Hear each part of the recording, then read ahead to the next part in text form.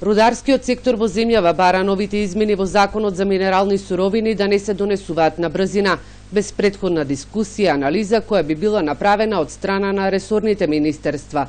Председателот на Асоциацијата за рударство Николајчо Николов вели дека овој закон досега претрпел толку многу измени, па инвеститорите не можат брзо да ги следат предвидените правила. Значи не сме против, тоа е нужно да се направи, но треба да се обмисли добро, затоа што едно од прашањата кое не е офатено во тој закон е така наречениот историски отпад.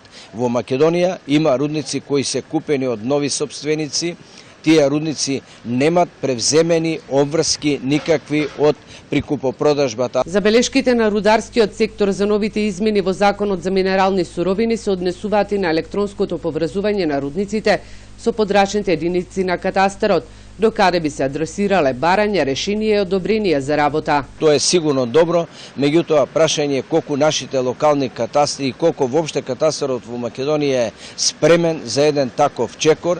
Добро е ако сме спремни. Рударството за првите 6 месеци од годинава бележи пат на индустриското производство од 10%, но тоа се должи на намаленото производство на камен за градежниот сектор.